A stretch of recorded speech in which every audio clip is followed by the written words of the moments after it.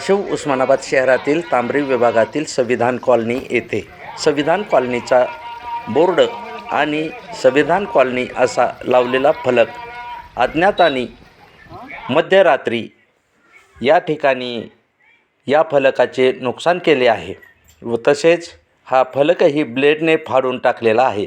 हा प्रकार जातीय वादातून घडला असून याबाबत कारवाईच्या मागणीचे निवेदन तांबरी विभागातील संविधान कॉलनीतील नागरिकांनी पोलीस निरीक्षक उस्मानाबाद शहर यांना दिले आहे। या निवेदनावरून उस्मानाबाद शहर पोलीस स्टेशनचे पोलीस निरीक्षक सहाय्यक पोलीस निरीक्षक यांच्या टीमने येऊन येथे पंचनामा केलेला आहे।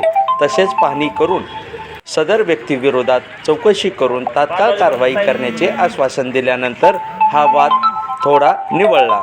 अन्यथा जातीय वादाचे रूप घेऊन या ठिकाणी काहीतरी वेगळेच घडण्याची शक्यताही नाकारता येत नव्हती, परंतु पोलिसाच्या वेळीच हस्तक्षेपामुळे हे प्रकरण जागच्या जागी थांबले व कारवाईचे आश्वासनही पोलिसांनी दिले।